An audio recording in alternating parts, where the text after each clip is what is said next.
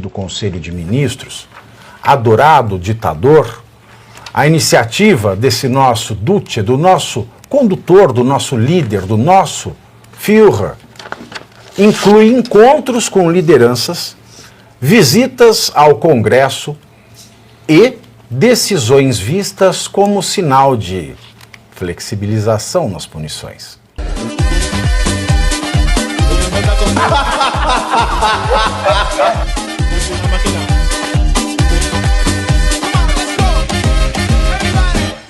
Do nosso líder, presidente de fato, presidente do Conselho de Ministros, adorado ditador, a iniciativa desse nosso Duce, do nosso condutor, do nosso líder, do nosso Führer, inclui encontros com lideranças, visitas ao Congresso e decisões vistas como sinal de flexibilização nas punições.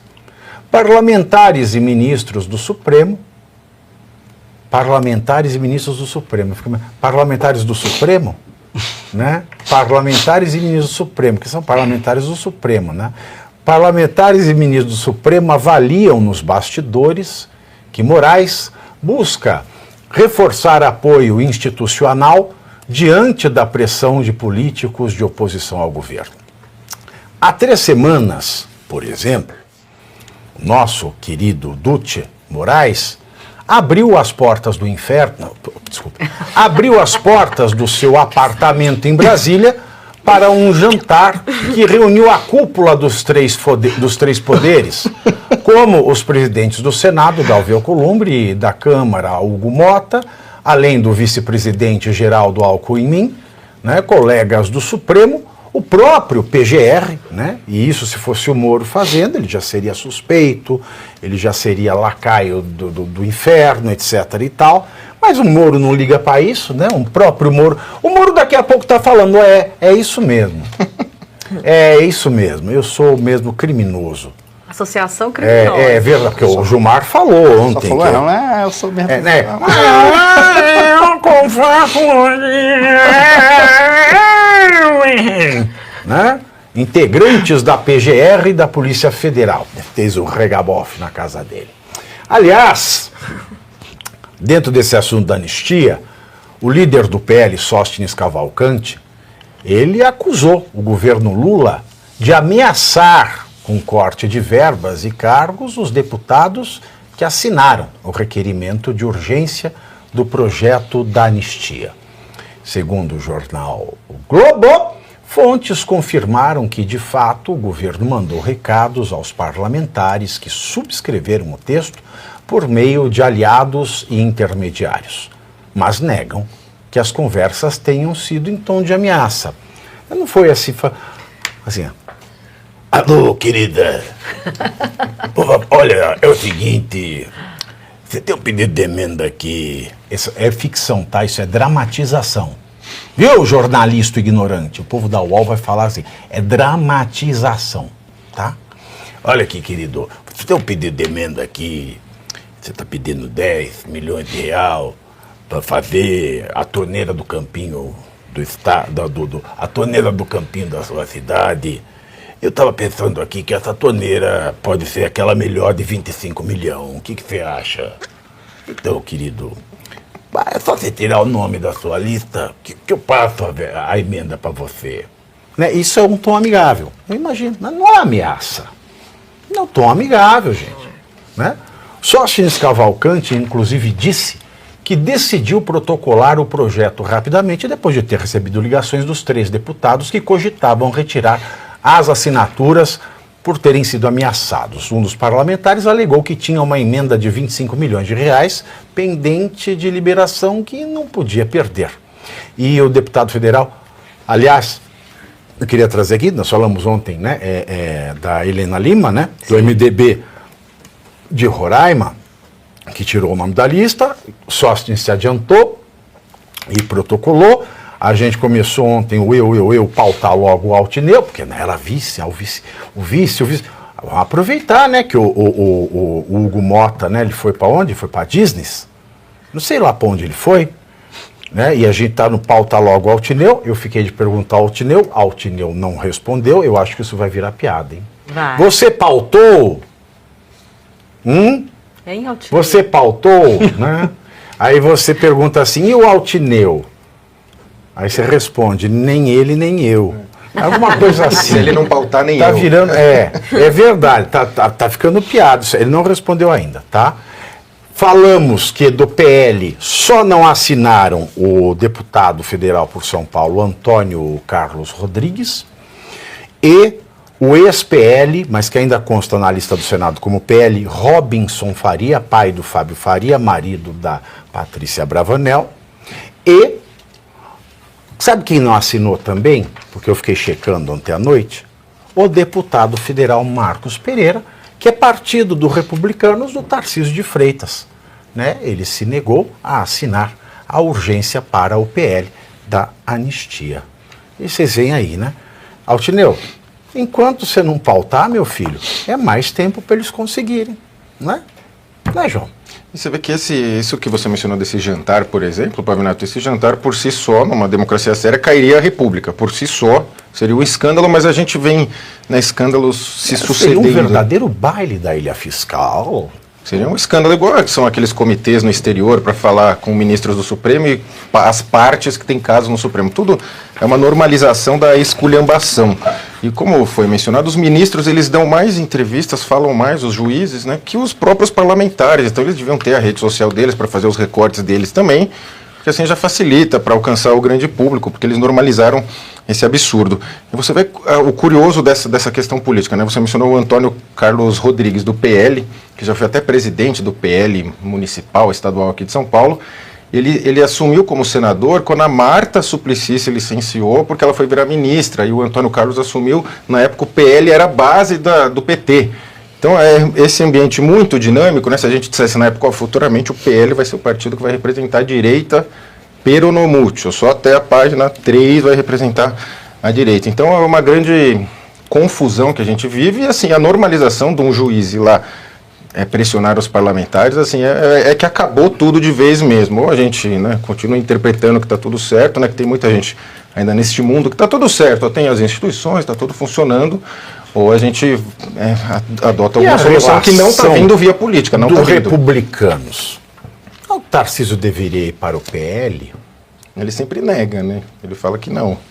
Mas aí você pega o presidente nacional do Republicanos fazendo esta traquinagem. E o Republicanos tem muita vinculação com o próprio Edir Macedo, né? O grupo da Igreja Universal.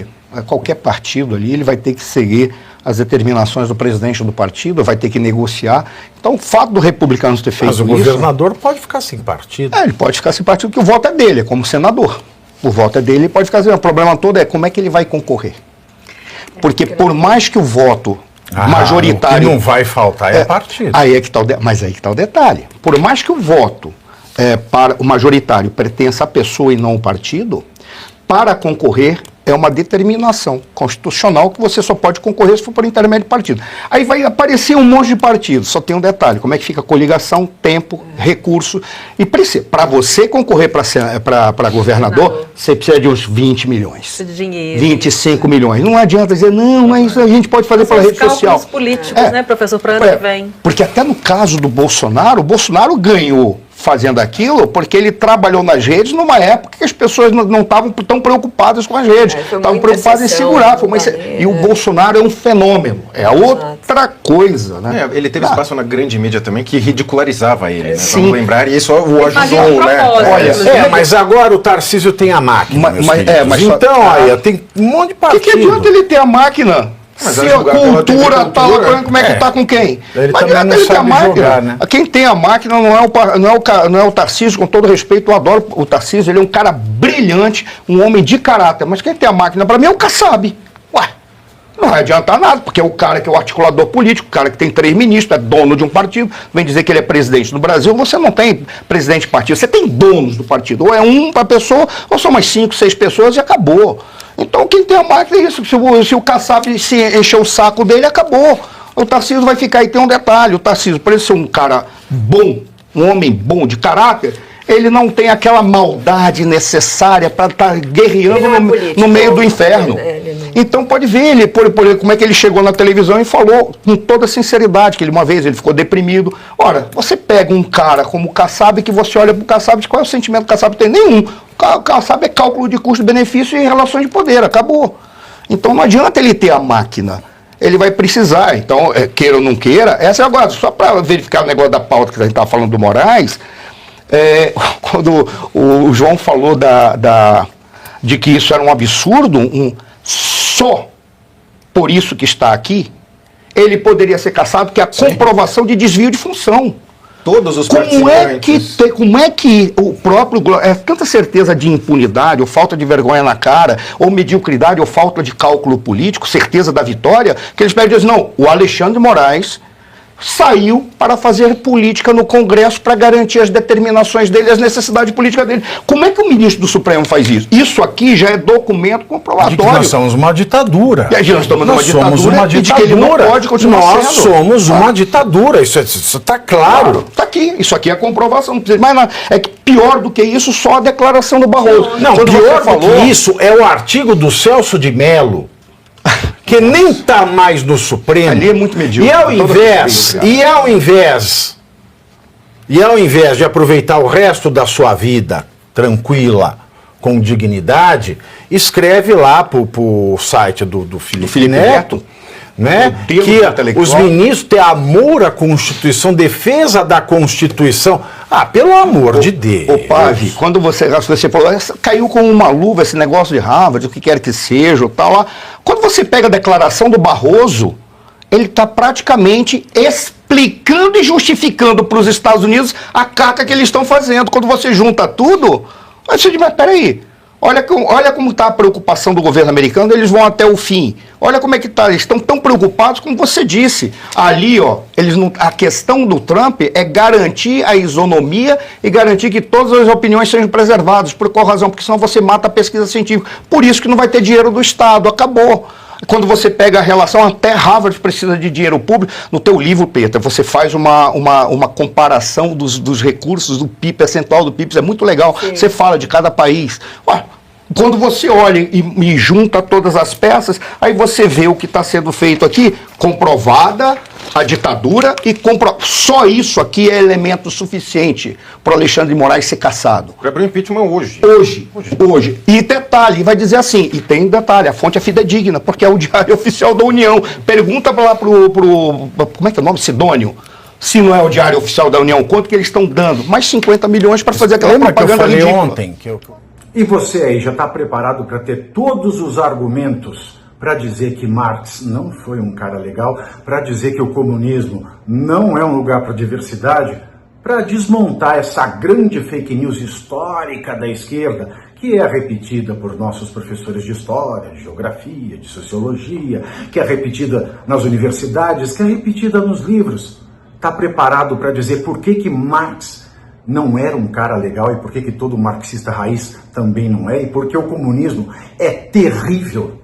Você já leu Nos Anais de Marx? Pois é, aqui nesse livro você vai encontrar tudo o que você precisa saber para responder aquele sabichão que diz que Marx é um cara legal, pois não é. Leia agora Nos Anais de Marx, a trolha do comunismo transviado para encaçapar idiotes, à venda em todas as livrarias do Brasil, pelo site ou nas lojas físicas. Não deixe de ler.